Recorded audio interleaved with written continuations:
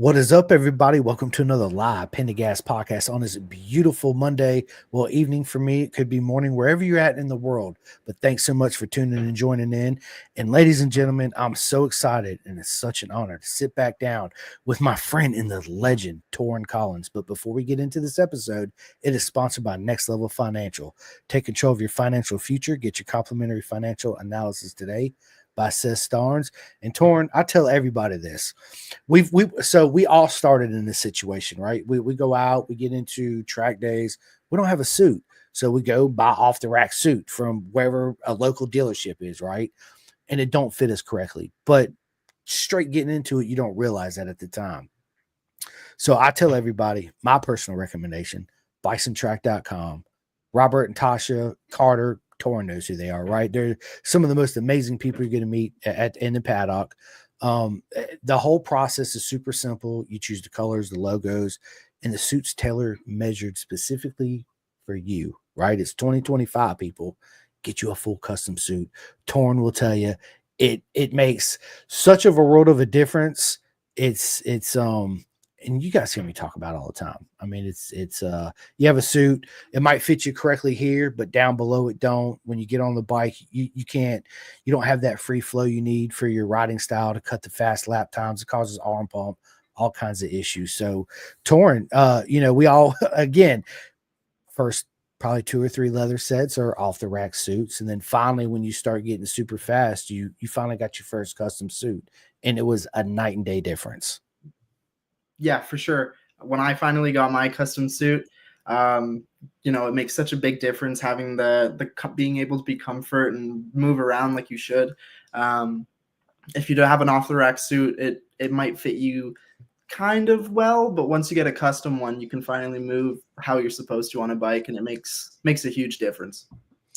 It makes total sense, right? It really does. You're like, and then once you get out and you start riding, you're like, what have I been doing my whole life? Like, why haven't I invested this a whole long time ago, right? And it's not any more than what you're going to pay for an off the rack suit. It's really not. So, yeah, bisontrack.com. But anyway, Torin, it's always an honor to see you, my man.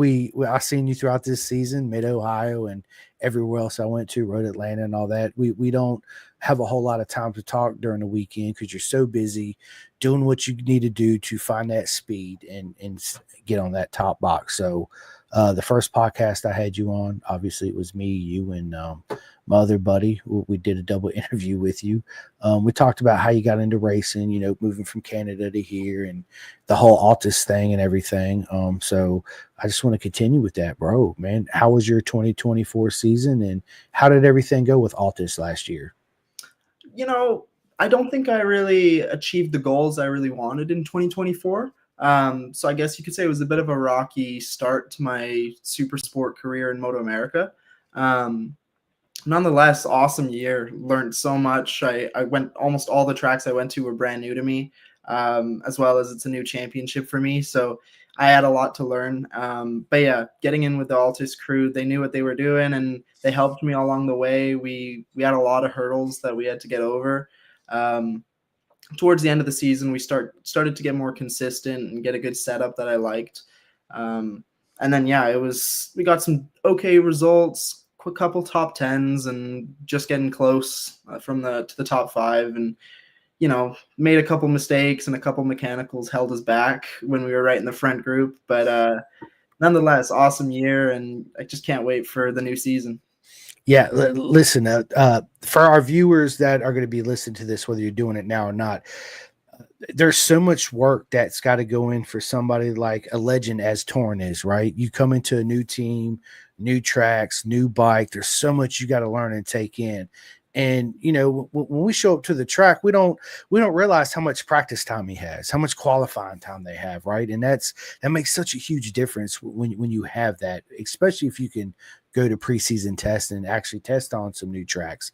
Watching YouTube videos is a great way to study it, of course, playing it on your PlayStation, all that. But as we all know, finally showing up to the track and feeling it is a completely different ball game.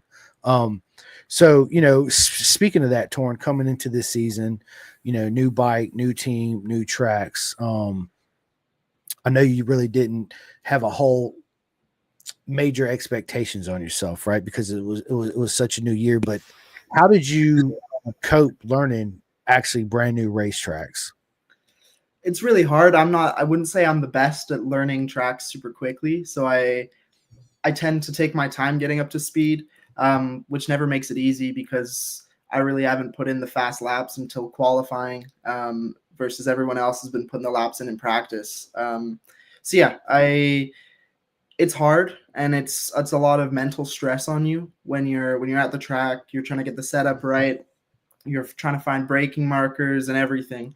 Um, but yeah, it all comes down to your mental capacity and how much you can handle. And so yeah, I've been trying to work on that over the years, and this year was probably I'd say was probably my best year at learning tracks, which is an improvement.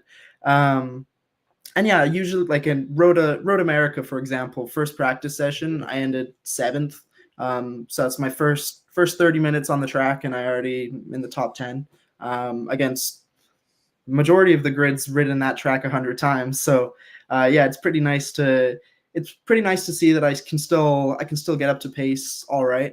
Um, but yeah, I think going into next season, knowing the tracks, knowing the bike, I should be up to speed so much quicker. Um, so it's just fine tuning and qualifying rather than trying to get a second, 2 seconds in the qualifying session. You're just trying to get a couple tenths, trying to get yourself higher up on the grid. And yeah, I think this year I should be a lot stronger in qualifying because that was by far my weakest part of this season. Was I don't think I ever qualified inside the top 10 actually, which is kind of I guess you could say embarrassing, but qualifying is not my strong point. I'm definitely more of a racer, so Yeah. this year with the knowledge of the track and the same team, same bike, hopefully I can put it up farther on the grid so I have less work to do. 100%. So, one of my favorite things to do when I come to the races is actually after coming by, say hi and get my hugs and all that is going back, stepping back and watching your first session and then coming in and walking over. I'm away where you guys don't even notice me, but I see how you interact with the team, how everybody gels and sets up and all that. And it's such a beautiful thing to see within our beautiful circus, as I always call it.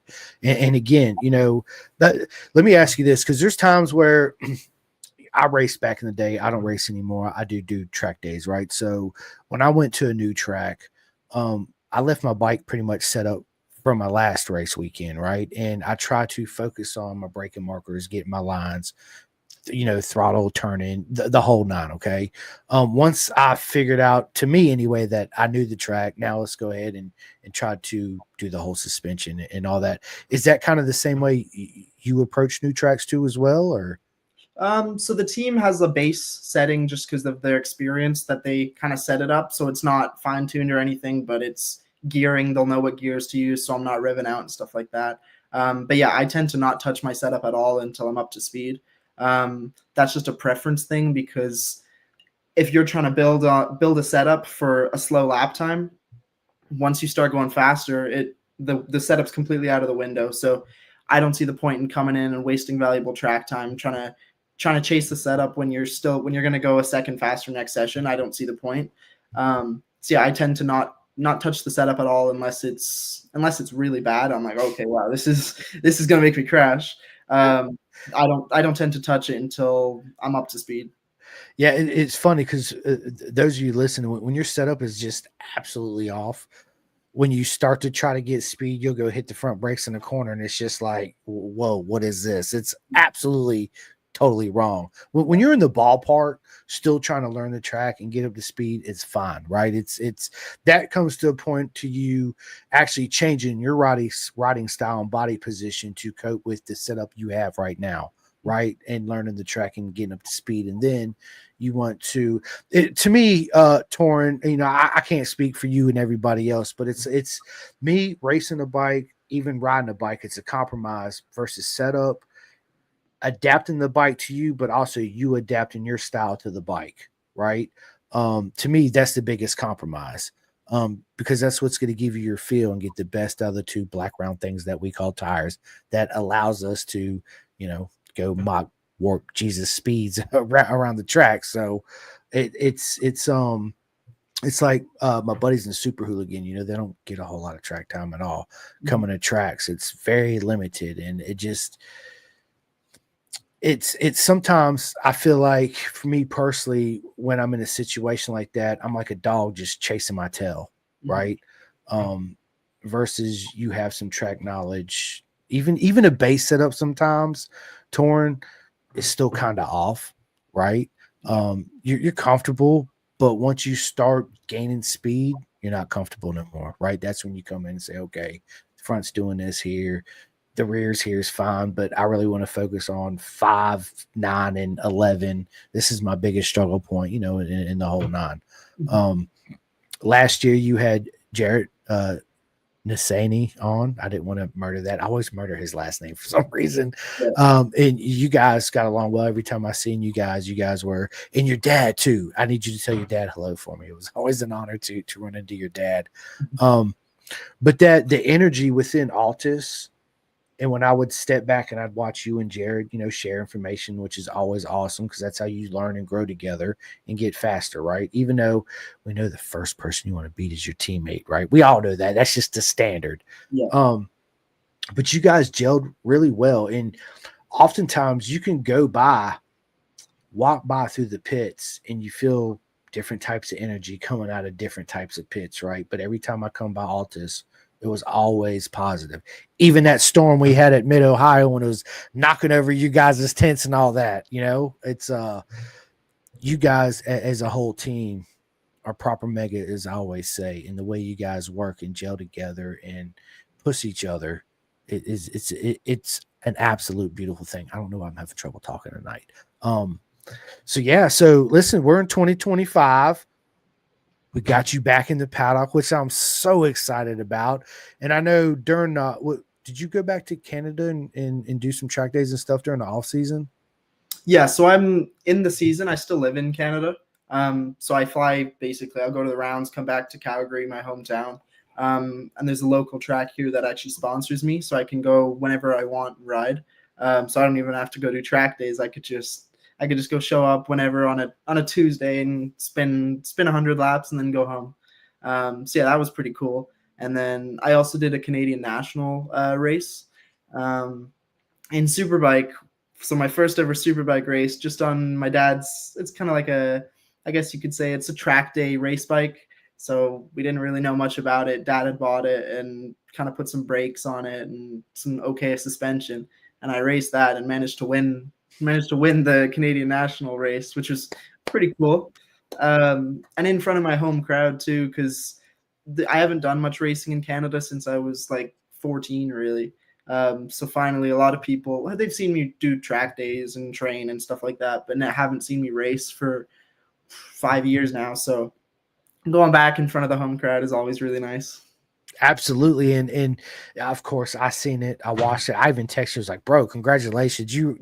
Absolutely amazing, right?" And what a boost in confidence, Mm-hmm. coming from a year that, this is the thing about racing people is it's never going to go your way all the time, right?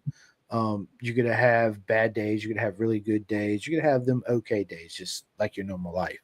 But when you can step back and win, man, it just like it takes all that away. Your confidence is rocket sky high, and yeah, the whole nine. And I'm sure your dad was absolutely proud of you for sure, right? Yeah. And so let me ask you this: the racing scene in Canada, of course, if you guys know Jordan, brain So fart. Yes, thank you.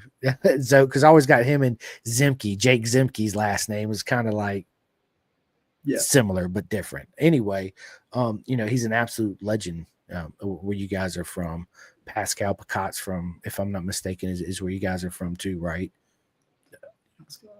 Yeah, I, Pascal. I could be wrong on it, but anyway, um, what's the racing scene like? Over there versus Moto America. it's different for sure. You can see there's a lot less money in Canadian Superbike. So I think there was only one or two teams with a semi truck. Versus at Moto America, almost every single team has a semi truck. And so yeah, there's most of the people have it out of a van, and then they have a tent. tent. So it's mostly a lot of it's family run with some backing from like dealers and stuff like that. But yeah, so it's me and my dad were just out of the van on a tent, and so a lot of the people, it's a lot more family run, I'd say, the Canadian series versus Moto America. There's lots of families involved, but there's always a team, and a lot of the teams in the Canadian scene, it's just mom and dad got a bike, have a tent, and now we're going racing. So it's I'd say it's a little bit more friendly in the paddock. In Moto America, there's a lot of people that just don't talk to each other just because they're rivals, and you do have to be focused and like eyes on the goal. But in the Canadian series, all the kids are hanging out, all the teenagers are messing around, and everyone's buddies, everyone's talking. So I'd say it's a little bit more. I guess you could say the Canadian. What is it? The Canadian Hospitality. Yeah, exactly. Like the stereotype, the Canadians are super nice. I'd say it was really nice, and it was really nice to go race there. The racing on the track wasn't as friendly, very aggressive racing, as it should be. But yeah, it's awesome to race with other Canadians, and it's starting to get more up there. There's more teenagers that are in it now.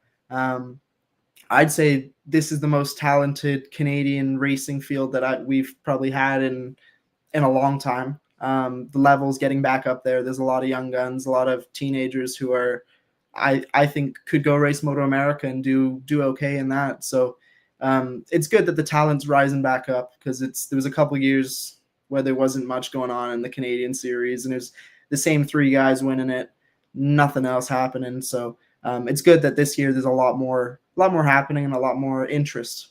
Yeah, it's always good. It seems like to me, since the decline of 2008, when everything just took a shit, right? It's everybody's been building their series back up to a certain point.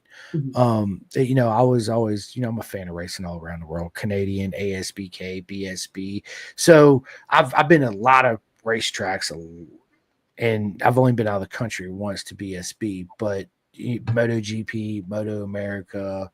The atmosphere is the same, but one thing I do notice about BSB versus America is exactly what you said in Canada. It's more, there are your semis, your major teams, but a lot of it's made up of moms and pops and families and friends and people coming to help and sponsorships stepping up. So that's where we all started. It's dad introduced son or daughter.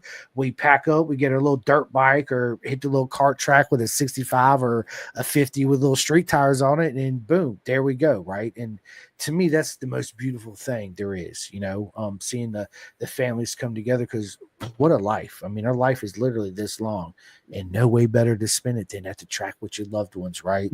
And it's Moto America. It's an absolutely proper mega event. Everybody is super friendly, but you can tell during the weekend that the competition's super stiff between riders and competitors, right? You'll have those ones that everybody's got their own little clique, right? Their own little groups inside Moto America, where as BSB, it's not really like that. Everybody says hi, everybody says hello. You'll still have that too, right? But not as much. The energy is absolutely amazing. And again, Torin, you're right. It's hard to, let me ask you this. Is it hard for you, Torin, as a racer and a competitor, to actually be friends with anybody in the paddock? Like truly be like, okay, after this, let's go eat dinner. I'm not talking about your teammate because you're stuck with them, right? I'm talking about anybody else in the paddock. I'm personally a bit of a loner when it comes to race weekends, other than my teammates, of course. But I like Owen. I'd always like give him a fist bump before the race. There's also Alexander Enriquez. We always say like good luck out there and stuff like that. And occasionally you'll have a moment where you're all chatting, bannering, and all that stuff. But I like to keep them separate. Friends and racers, like in Spain, for example, when we would be racing, we'd be teammates, but you kind of hate each other at the same time, because you need to beat them. And if you see them too much as a friend, there might be a moment where you're like, oh, I might not go for this pass because it could ruin their weekend, it could ruin mine. And I don't really want to have that guilt on my shoulders of, oh, let me take it a bit easy. If there's a gap, I'm gonna go for it, whether you're my friend or not.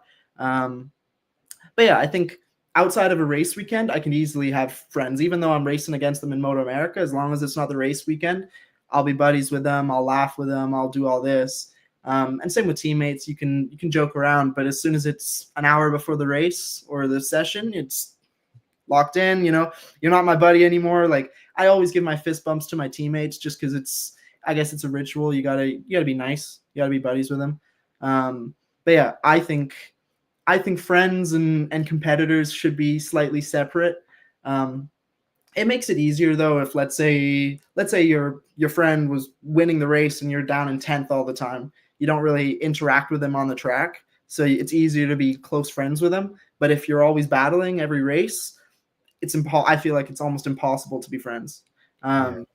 If you have to shed paint when you're passing people, and you can't double think it. So I'm very nice. I try to be nice, but it's a job. You gotta be cutthroat. He said, I try to be nice, but it is what it is. Yeah. I'm here to kick your ass. Let's just be honest, right? Yeah. But I love the honesty, man. It's because that's racing altogether. You think Matt Mladen would have made it as far as he was? He ain't there in the paddock to make friends. I'm here. I'm gonna show up. I'm gonna whoop everybody's ass. I'm gonna get this championship, and I'll see you guys next year. Right? Good luck keeping up. So it's that, but I also love to see the friendships that could be made outside of the track too, because let's just be honest, we love each other within the paddock, and we want to see everybody succeed and do good to a certain point, especially if you're neck and neck on the track. But you also got to have that mutual love and respect for each other, because you don't ever want to see the other guy hurt, or I don't want to win a championship because X, Y, and Z broke his leg, because of whatever incident. Mm-hmm. And that to me is also one of the beautiful aspects of our sport.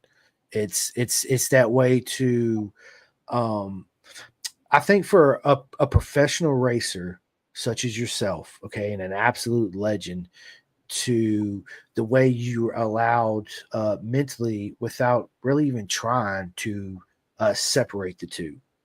You know what I mean? Like, yeah, well, race weekend, Thursday, everything's set up. I'm gonna sit down with my data guy. He's sitting down with his data guy. I'll go up to Jared and be like, "Hey, man, we're going with the track back in 4 and 5. This is what I'm feeling. I'm kind of struggling. Is that what it is for you?" And he's like, "Oh, well, I try this and try this, but I'm struggling in 7 and 11. How you feeling?" And you're like, "Oh, well, this is what I do," and you help you out kind of in that situation. But as soon as Friday comes, like you said, 45 minutes go time. I'm doing my breathing, my thoughts, whatever it is you do before you prepare for battle. I don't want to see you. I don't want to talk to you. Don't even speak my name. Don't send me a text. You stay on your end. I stay on my end, and I'll see you after the weekend. Yeah, no, for sure. Like Jarrett, I think there was Brainerd. I didn't qualify very well, so I started way back, and we battled the entire race one. And I remember I gave him a fist bump before the race, and then as soon as the lights went out, it was a complete dogfight, and we were rubbing each other, pushing each other wide, and all that. And then after the race, you try and give each other a bit of time to cool off, of course, because otherwise it might get messy, because it's just adrenaline. Exactly, yeah. So you try and give each other some space afterwards. Otherwise, you might get a punch to the face or something crazy like that. But yeah, it's I think it's really beautiful how you are able to mix, to go from like good luck, like sportsmanship, and then as soon as it's on the track, it's I'm gonna beat his ass. I'm gonna do everything I can to beat this guy. And yeah, I guess you got to be professional about it, because yeah, it's a job. Of course, you don't like when I'd see Jarrett crash at some point this season, I was like, no, like that sucks and everything. Yeah, it's a position up in the race, but I hope he's not hurt or anything like that. It is, I guess it's bad to say, but it is nice to sometimes see a yellow flag, because you're like, okay, that's a position up, but you always think in the back of your head, you're like, okay, I hope this person's okay. I hope they're safe and everything like that. And then that's what it is. You always got to try and move forward. And um, I've people who I've laughed with before, shared, like, fist bumped all this before the race. I got my headphones on and I'll blow right past them just because I'm focused. I got my game face on. It's time to go, and that's what you have to do because you don't want to be soft on the track.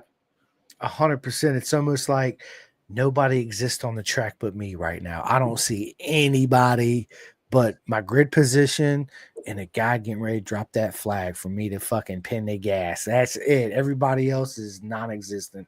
And that's also what I really love about our sport is most of us, not all of us, because there's always clowns in our beautiful circus, right? But for the most part, uh, the way you're able to do that, it's you don't get that in any other sport. You know, that whole so fierce battle. I mean, I guess maybe the UFC, right? Because you got two people that talk shit, but then you got two people that really hate each other. But again, it's in road racing too, right? Let's just be honest. But at the end of it, when the battle's said and done, it's still congratulations, you were the better man this day, but you best bet your ass I'm coming back for you next year even stronger, right? But just to be able to do that and say that is it's absolutely a magical thing in road racing, right? Yeah.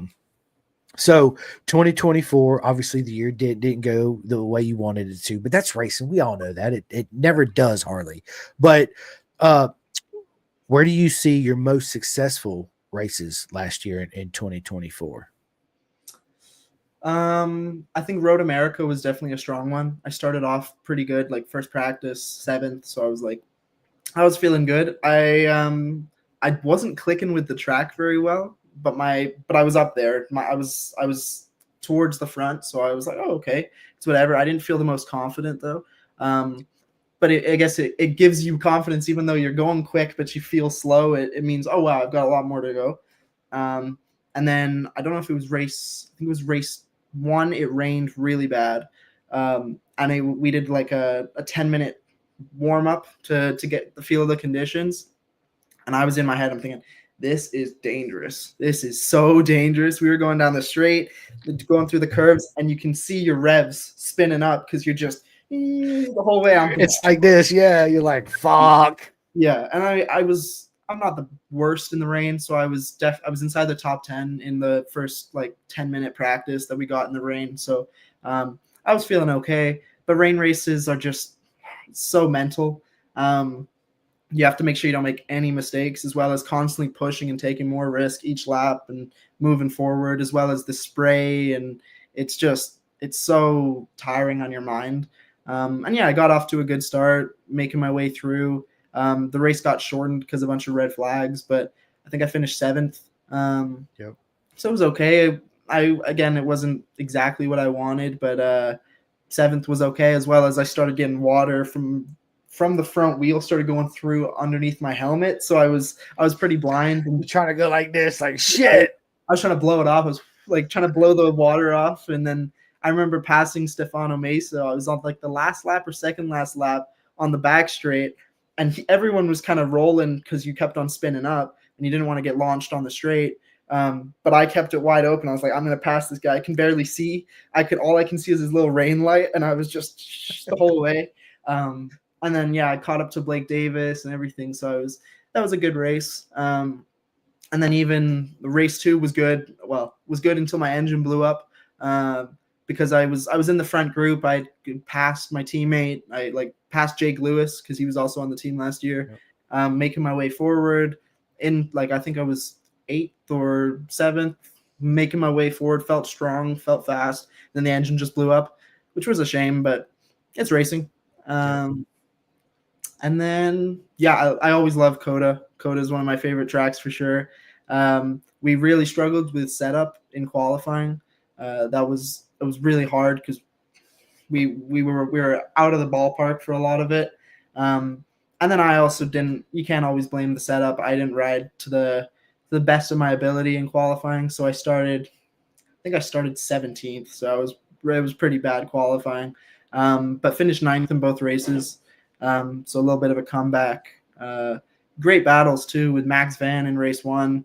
like coming off the back straight. I went in, he went around the outside. It was like a You cut football. back in, yeah. Yeah, it was like four corners in a row. We were cutting back between each other. So yeah, me and Max Van had so many good battles this year. Um, and then in race 2, there was an Italian World Super Sport guy who was doing Yes. him. I think he had gearbox issues in the race too.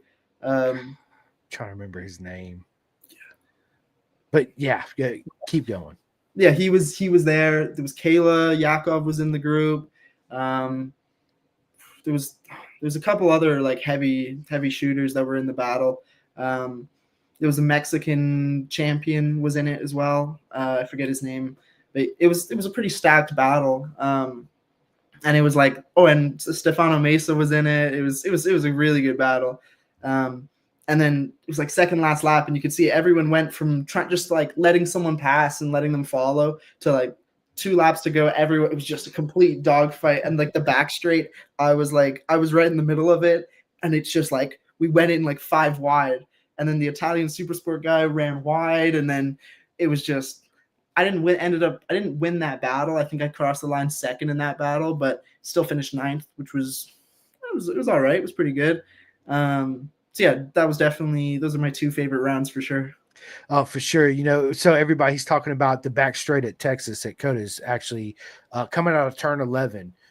It's a long freaking straightaway. When you come down turn 12, it's first gear for you, Torin, first gear on the Gixxer, right? Yeah. And it's literally 6 to tapped out to first gear, and it's a sharp left. It's not a progressive left. It's like, oh shit, bam, gas it out, here we go. And then it goes to right. It's a double apex right. Then it flips left again. You come underneath the bridge, you go, yeah, I know it well. But it's those battles. But my question to you is, racing in the Texas heat where it's super humid, super hot, it affects the tires, also the setup of the motorcycle, right? So you personally dealing with that super hot heat, how do you cope with it? Do you actually change your riding style, body position on the bike, or you just kind of just wing it and let's just see what happens? So in conserving the tires wise, yeah, you have to ride a bit more like cautious, I guess you could say, and Softly. soft, being smooth, all that. And also not trying to do any crazy passes because it's a long race. And so you're just in this group, and unless you're going to try and catch the next group, which it just gets so spread out at Coda that we were already in a group of like 7 people. No one was breaking away, and it was the person who wanted to try and break away would go to the front. Everyone else would just let him, and you just follow them. Then they're going slow, so you pass, and you have to kind of there's a group understanding that no one's trying to waste their tires until the last couple laps. So you set in with the rhythm, and you're still pushing, but you're making sure you're not doing anything too crazy. And then fitness wise, it all comes down to the off season. It's how much effort do you put in. This season, I've really upped my training in the off season. I've included a lot of swimming, running, lifting in the gym, all that stuff. I went down to California, and you just pound out motos. I did motocross, supermoto, all that stuff. So the fitness all comes down to the off season, how hard you work. You can see there's I won't name any names, but there's definitely some guys in Moto America who their fitness levels aren't really there because they just show up and they ride and expect that they're going to make it to the end of the race. So yeah, you can see I think like the young guys like Kayla, me, Owen, like a lot of us put effort into our training so that you make sure that you don't gas out in the long races in the Texas heat. But yeah, there's a group understanding in the battle to make sure you're not wasting tires because Coda is a fast track and you're taking a lot of risk, especially the last section with the triple right or whatever it is. Yeah, you right open like 4th gear almost, like half throttle. You're just like sliding the whole, like on the last lap, you can see everyone's just like trying to get grip, and you don't want to waste your tires doing anything great, trying to be a hero in the first half of the race. Absolutely. Plus, with saying and all that, people, the way what Stuart was just saying is it's also a good way to save your energy for the last couple laps. All sprint out, let's fucking go! Like I'm gonna win, right? So it's yes, and that's another beautiful thing about our sport is The understanding when everybody's on the track and nobody's running away, and we're stuck in this 2 minute lap, right? A little bit over 2 minutes a lap, long ass race, hot Texas heat. Yeah, it's all very much a strategy at that point for sure. And my question for you at Coda, man, that turn one, bro, what'd you think of turn one? The first time I ever walked the track, I said, "Holy!" Like I played video games on my Xbox. Nothing compares to how it looks in real person. When you're on the bike, it like when you're on the straight, it looks pretty big, but once you go into the braking, it honestly doesn't. I don't think it's that crazy. Once you're on the bike, it's not that big of a deal. Um, but just even in pit lane before the race, you look up and you're like, "That's a steep climb." And it just means that you can go on the brakes so much later because it's climbing, so gravity will stop you or whatever you call it. It'll stop eventually. So yeah, it gives you the confidence that you can brake so much later. Um, I'm pretty strong on the brakes. That's one of my expertise. So I like a corner like turn one. Yeah, absolutely. And for those turn one at Coda is an odd turn too, because it actually bottlenecks at the very top when you go sharp left. And then it's a pretty steep downhill to the right. You know, TV again, don't do that turn justice until you're physically standing there and you're going like, holy shit, look at turn one. And then you walk that steep ass hill up to turn one and you're standing at the fence looking down, you're like, damn, look at turn two. It's down there to the right, right? That whole elevation, but it's like a roller coaster. It's a beautiful track. Mhm. Actually, I got a good buddy of mine, Dustin. You know Dustin from N4, Tyler Scott's head mechanic. Mhm. Yeah, he's a really good buddy of mine. He says, "What's up, boys? What is up, Dustin?" He says, "What's the plan next year, Torin? And what's your off-season training plan?" So the plan's super sport again with Altus. Uh, whole kind of different program in the terms of what we're doing with like the bike and all that, so that we don't run into mechanical problems or as many mechanical problems because mechanical problems just happen. Um, and then yeah, off season, it's I lift in the gym 4 times a week. I swim minimum twice a week, and then I also run at least once.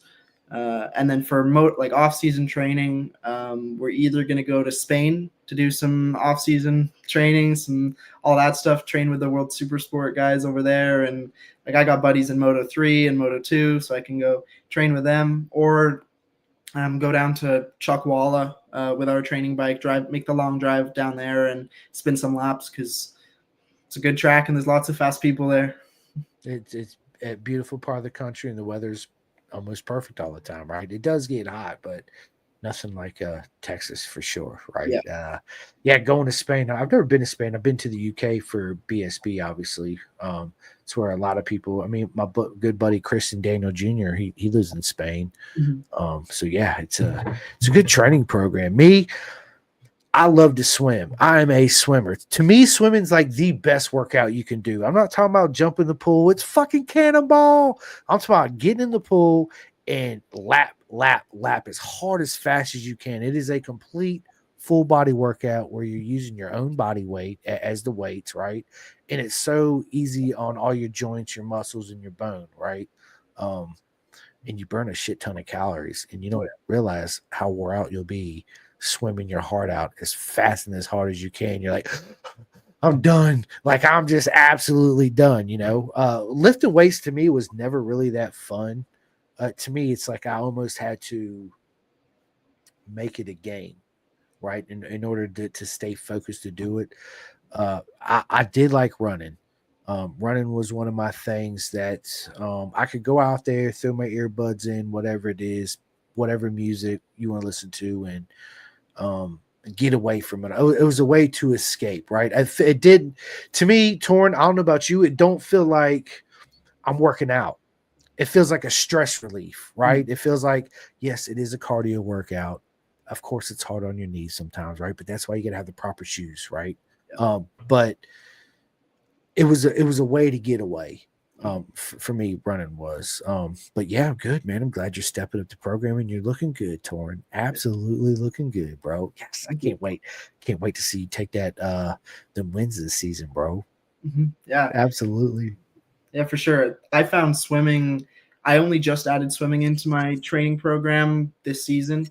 I never really tried it, and I wasn't a huge swimmer. And the first time I did it, I was like, oh, this is gonna be easy. I've swam in the lake or something before, and I was there with my buddy, and I did like one length, and I was like, oh, okay, wow, this is impossible.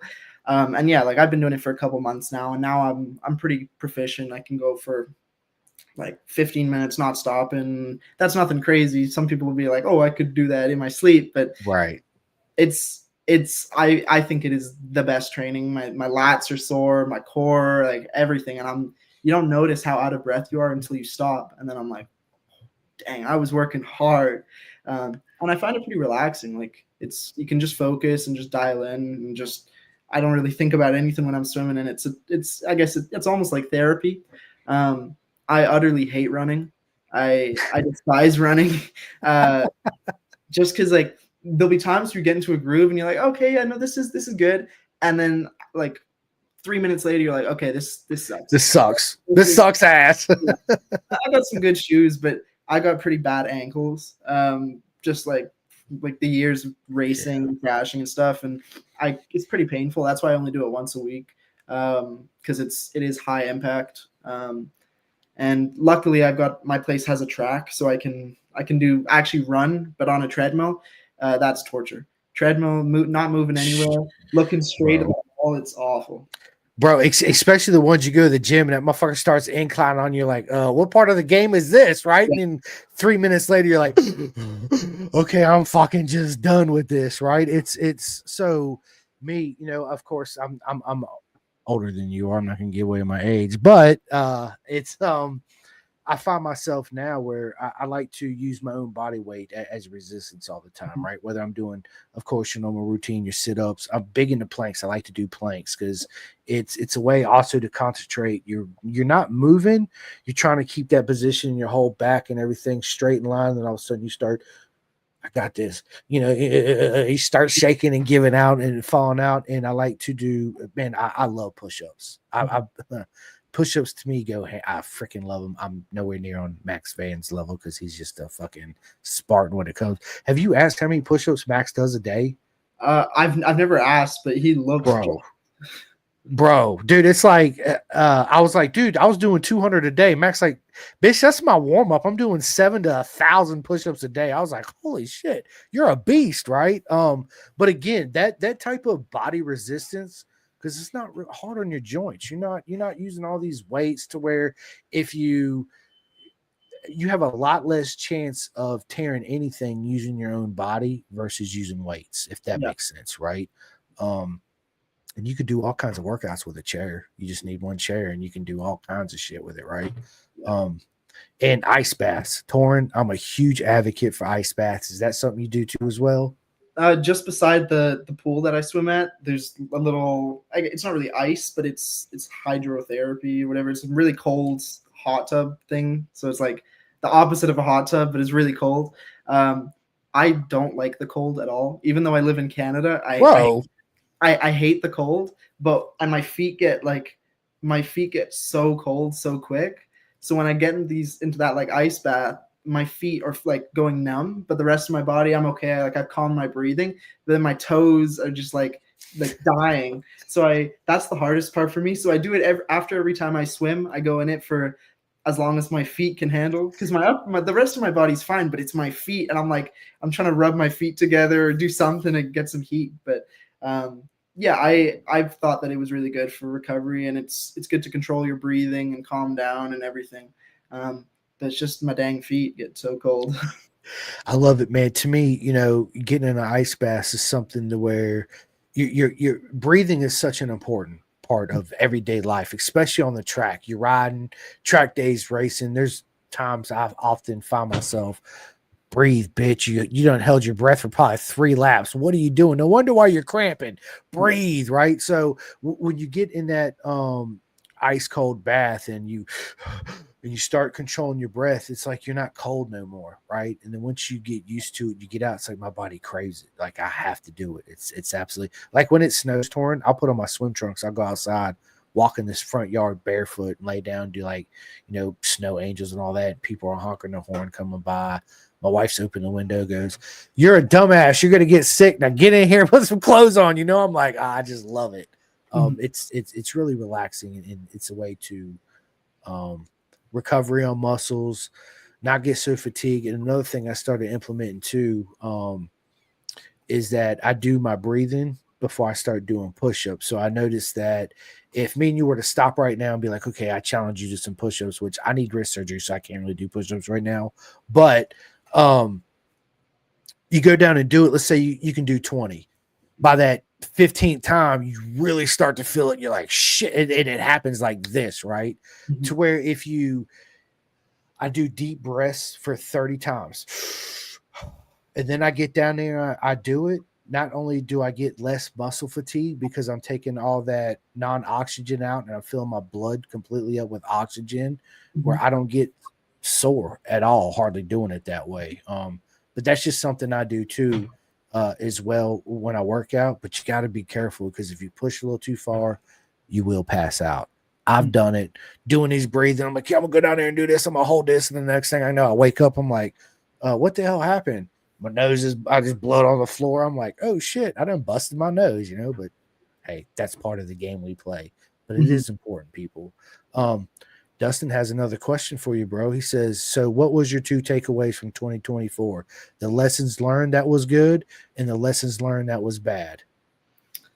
Um, Good lesson is make sure that the people around you are organized. Um, I'm not a very organized person, to be honest. And then last year was a bit of a, so at times it was a bit unorganized with just the setup. And I think going into this year, we made it clear with George and Altus that we wanted to make sure that it was a bit, we had one crew chief designated for me, so that we didn't have Boyd, my crew chief, running between me and Jarrett, um, so that we can just focus on me and keep everything like organized. So yeah, that's the, I guess the positive thing is make sure the people around you are organized, because I'm a strong believer that the people you have in your life, if they're whether they're a negative influence or they're doing bad things or they're unorganized, it does reflect on you. Just like the apple doesn't fall far from the tree, or if you're close to someone who's poisoned, you're going to get poisoned. So yeah, I believe that with friends and friends who weren't doing the right things, I've cut out of my life just because that's not what I want around me. And it goes same for the crew in racing. If they're unorganized or they're stressed, it's going to come on to me. So yeah, this year we've got a whole different plan in terms of keeping everything organized and clean. Um, I'm not sure if I learned. I don't know if there's a bad thing from 2024. I think everything that I learned is positive, and is something I can learn off for next season. Um, I always think everything happens for a reason, and if something happens, it's not all it's sulk and be sad about it. It's how can you improve from it. So when I crashed and did stupid things this season, or reacted in a bad way, it's all a lesson for me to get better for the next year or the next couple of years, because what happens now creates who I am in the future. So yeah. 100%, and with you saying that, you're absolutely correct. You gotta understand why the mistakes you made, um, which is self-improvement. And you talking about crew chief, I couldn't imagine the stress it was for that one crew chief to handle you and Jared, because two riders are not the same. The riding position, the style, the setup, it's completely different. So now he's got twice the work he's got to do, right? Mhm. Him or her.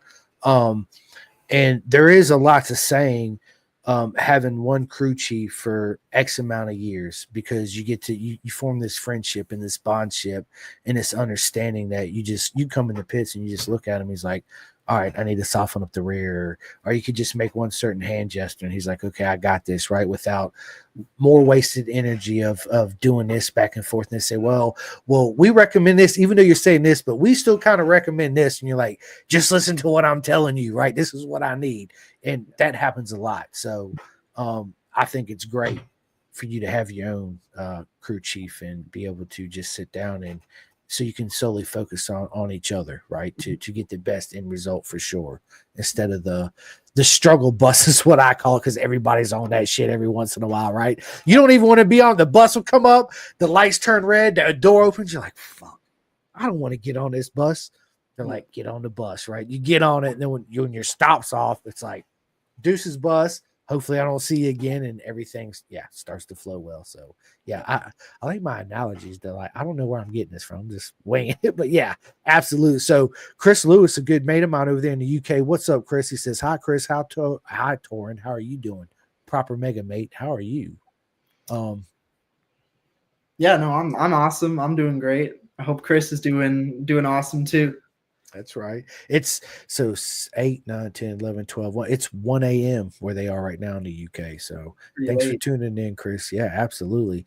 And then my man Roger, what is up, Roger? He says, Simcoe, Roger, right? He says, what's up, guys? You, baby, what is up? I love it. And then Chris says, I'm a wonderfully organized person. If you can only see my face while saying that with the laughing emoji, right? Yeah. I like to think of myself more organized than I was. It's what we call controlled chaos. Mm-hmm. Yeah. Right. And it's all how we deal with it differently. But yeah, organization's a huge part, because as putting myself in your shoes, you showing up and people are just unorganized. Now I'm uneased. Now I'm like, oh shit. Like, if this is this, then how's this going to go? And now all these negative thoughts start coming into my head. And how am I going to react to this and this and this? And it's absolutely imperative that a rider does not have any of those. Rider needs to come in happy, focused on what they need to do, so they can put all their energy and positivity into going out there and kicking ass on the track and then coming back. Because there's no such thing as a perfect setup, right? I think a misconception is people think that there is, and there's absolutely not. There's times where, man, the bike feels so good, and I feel like I can do anything. I can brake so deep, trail brake so late, and just get on the gas so early, and the rear tire's talking to me, the seat's talking to me, my feet are talking to me, right? Everything's talking to you, but it only lasts this long. Yeah. You come back in, put some fresh stickies on it, you go back out, you're like, this is not the same bike I just rode 10 minutes ago. Like, what the fuck is going on? So yeah, man. It even goes like, as well as the team having to be organized. If I'm unorganized, it stresses out the team too. Because an example is at Laguna, I think it was race 2. I got the timetable mixed up, and I thought I was going to be going out in 2 hours, but I was going out in like 30 minutes for the race. And I just come back from the bathroom, and my dad's like stressing. I was like, Torin, why aren't you changed? The bike was already on pit lane.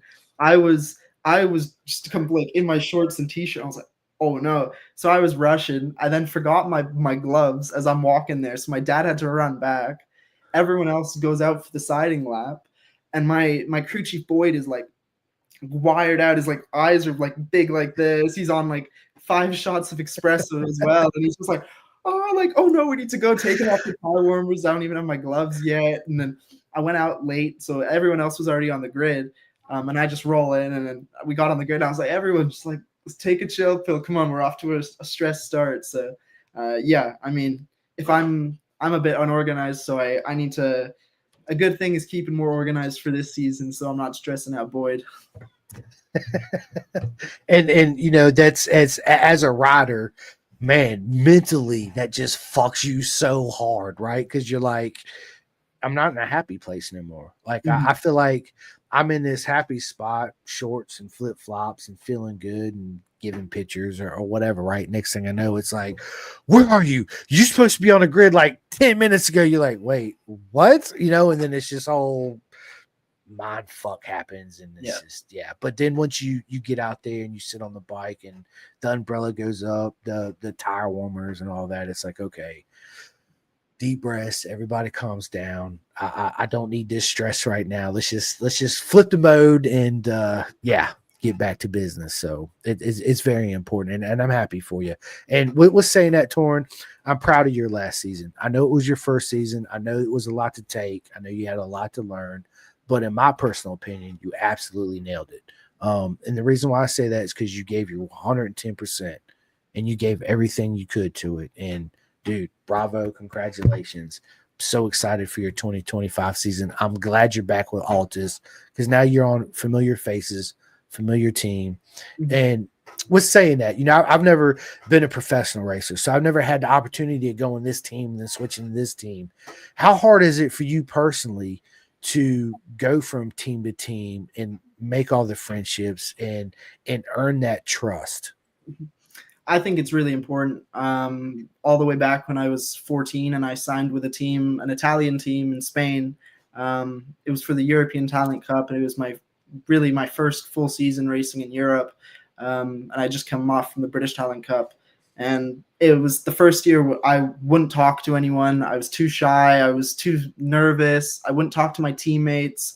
They'd invite me out to go swimming and stuff like this in between, like at the end of the day, and I would always be like, oh no, I'm busy, I've got to go do this, and I would just go sit in the hotel room and be antisocial. And then the next year, it's one of my closest friends. His name's Noah Detweiler. He races in Moto3 in the World Championships.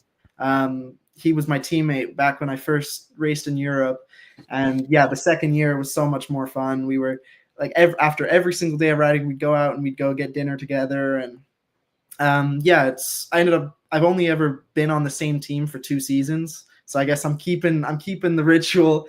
Maybe I'll be with Altus for a third season. It'll be the first time, but yeah, I think it's important. The second year is always better. That's how it's always been. The second year with the Italian team was better. The second year with the Spanish team was better, and hopefully this season's a big improvement as well.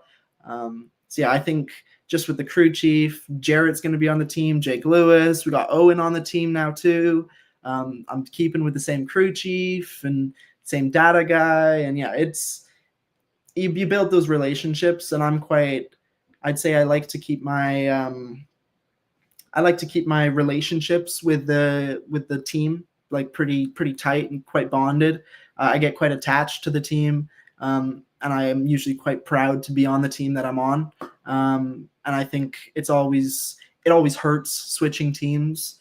And yeah, I was this year was all negotiations on what's the best route for next year, and I'm glad we landed again with Altus and we figured out a good plan so that I don't have to start new with anyone, and we can just build off next season. We have data.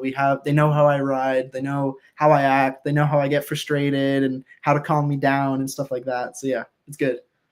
And you'll be on the same bike, which is a huge thing, right? To me, it's like I consider motorcycles like women, Torin. So you got every bike. I don't care if it's the same GSXR 750. They're completely different, right? So you when you go from one girlfriend to the next, you gotta know her likes and dislikes, the way she likes to be ridden, all that good stuff. So it's good to have that same motorcycle underneath you for the second season because I see it as you're an intimate relationship with your motorcycle. Mm-hmm. Yep. You're one when you're out there on the track. It's not two pieces. But with saying that, it is just a tool for you to use to get around the racetrack as fast as possible, right? Mm-hmm. It's just all, I guess, how you mentally approach it and all. You know what I mean?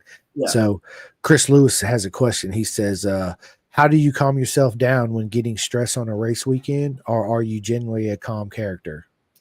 I try and look calm because, as I said, if you're stressed, you stress everyone else out. So I try and stay calm in my head. I've got so much going on, but I've got a ritual to always have my headphones on almost an hour and a half before the race. I put my headphones on a lot of the times so that people don't come and talk to me. If you have headphones on, no one really comes and disturbs you. But also, I put my music on. It gets me into a rhythm. Depending on what I'm feeling for the race, I put on the different genre of music. But yeah, my headphones try and block out all the noise because there's so much going on a race weekend. And if you can just zone in and lock into whatever you need to do, it really helps. And so yeah, that kind of calms me down is my headphones and my music. I love it. So, 2024. What was your favorite track you've been to so far here in America? Mm, I'd probably have to say Barber. I thought Barber was really nice. My favorite, like all time favorite that wasn't new. I like the Ridge. I think the Ridge is a really nice track. I had a really horrible weekend there, but the track is so nice and it's really smooth. And the chicane coming off the straight where you can back it in, it's a lot of fun. But Barber, that was my first time there, and the scene, the green grass, all the like, the track is the layout's awesome. It was a decent weekend too. I finished inside the top 10. So yeah, I mean, I'd say I'd say Barber. I really enjoyed that weekend, and the facility is really nice, and it's so green. Like it feels like you're. It doesn't feel real. It feels like you're in a painting when you're riding. You're like, oh wow, it's so green and beautiful. And I ran through the grass too when I had like a mechanical problem and went through the grass in one of the practice sessions.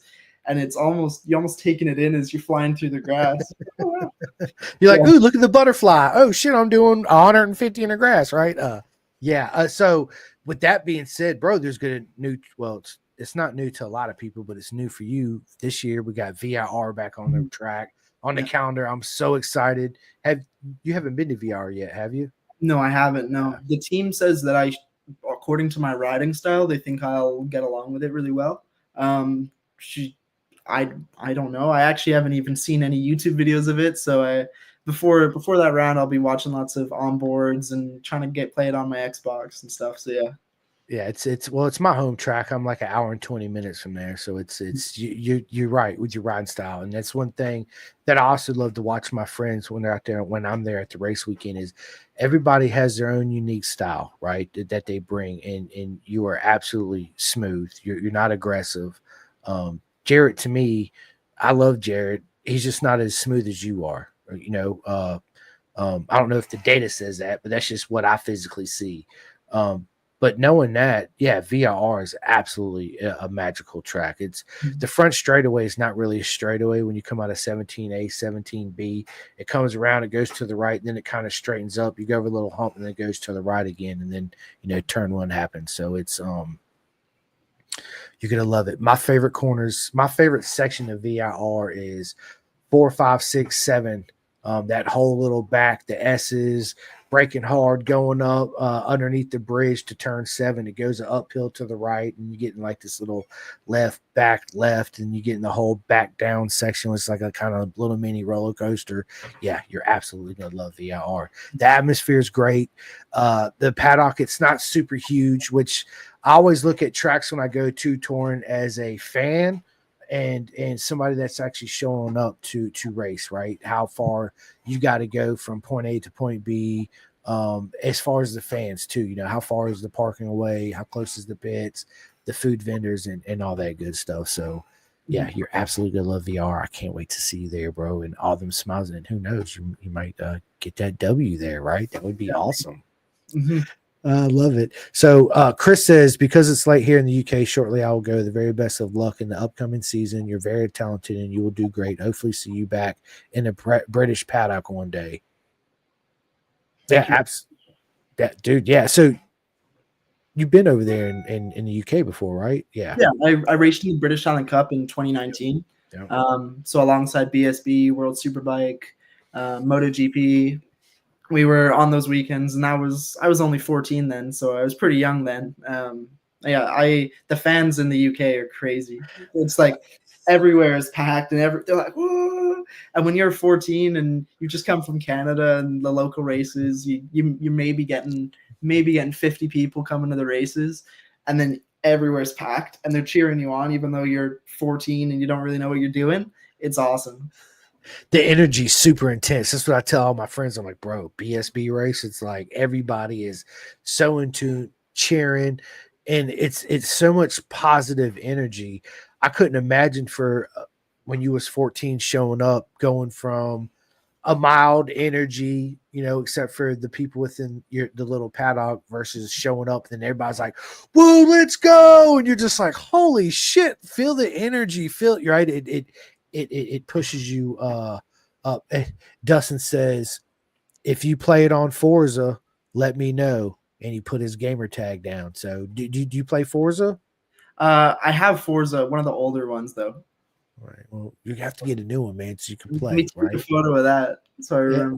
Yep. Get you a photo of it. There we go. All right. All right. I need to. I don't have an Xbox. I got a PlayStation. I Mhm. need to get me an Xbox because most of my mates and friends they're like, dude, we're PlayStation. I'm like, why am I the only American that has a PlayStation? Everybody else has got an Xbox. So did I miss something here? Did I not get the memo everybody else got right? So yeah, man. Yeah, listen, dude, we're an hour, a little bit over an hour into this torn. It's been an absolutely proper mega time. Thank you so much for coming on. Looking forward to the 2025 season and you going out there and kicking ass. I can't wait to sit back down. We will definitely schedule. Like I said earlier, I'd love to get you on. Mid season for, if you have. I think you guys got a 2 week or 3 week break. I have to look at the calendar and see. But I'll look at it. I'll send you a text message and we'll sort it out. And of course, at the end of the season, me and you going to sit down and do this again. Um, I'm actually going to let you get into podcast, give you all your shout outs where people could find you and cheer you on and come see you. But I need to give mine first. I just want to say thanks to everybody who watches and likes this podcast. If you guys and girls have not had opportunity, please go to Spotify, iHeart, YouTube, all that good stuff. Hit that like and subscribe and all that good stuff. Big thanks to Next Level Financial, BisonTrack.com, Chef Eats, TST Industries, The Clothing Kings.co.uk. You guys can go to that website and get all your Pin to Gas merch. Superbike Supply, SFL Mini GP, RD Racing, and my man Jake Marsh. Vet2 Track, Flying Eyes Optics, 64-degree Racing, Ghetto Customs, Carnes Performance, KYT Helmets America, K-Tech Suspension, my man Birch, Kendall, and Dakari, RDR, Ready to Race in North Carolina, Coleman Power Sports here in Virginia, McLeo Escapes, Tracks and Tour, Road Racing World. I need everybody that's listened to this or that's going to listen to this tomorrow, go to redracingworld.com, go to the fund, sign up, and donate to the air fence. It's absolutely imperative that we have that. Otherwise, my man Torin wouldn't be able to show up at the track and kick ass. Nobody would even be doing track days. So every donation helps. If you got $5, $5 it is, right? But thank you. It's very important that we have that. STG, because Max Van and Brian Van are fucking legends, right?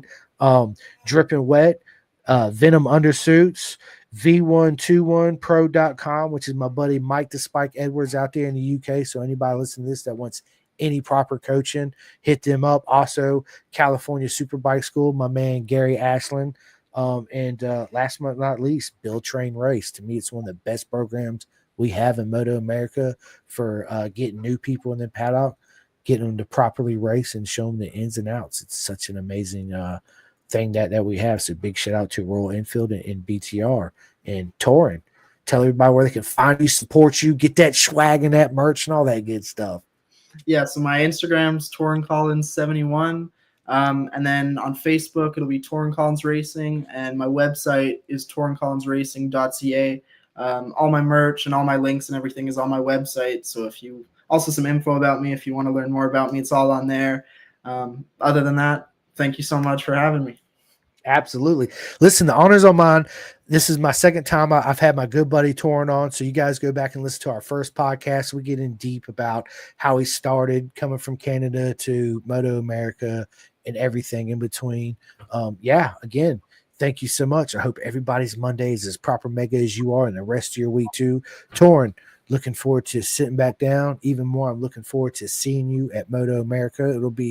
You won't be at Daytona, so it'll be Road Atlanta, which is the next race after that. I'm looking forward to it. I'm definitely come seek you out. I'm gonna get that hug in, that high five. Let's fucking go kick some ass. And dude, if you can remember, bring me a t-shirt. I'll buy it from you, extra large. And yeah, Sounds good. appreciate it, my man. Thank you so much, and nothing but love. Thank you guys, and we will see you soon. Torin, is there anything you want to say before I end this? No, that's it. That's all from me. All right, guys. See you soon. All right, let me end this. Calling all two-wheel enthusiasts, get ready to rev up your earbuds with Pin the Gas Podcast, the ultimate motorcycle racing podcast, hosted by Chris Simcoe, one of our very own excellent leaders here in Roanoke, Virginia. With expert analysis, behind-the-scenes stories, and exclusive writer interviews, Pin the Gas Podcast delivers the adrenaline rush of the racetrack straight to your ears. Whether you're a diehard fan or a curious newcomer, you'll gain insights that will transform how you watch and understand motorcycle racing. On your favorite podcast app, join Simcoe as he takes you on a high-speed journey through the world of motorcycle racing. Pin the Gas Podcast.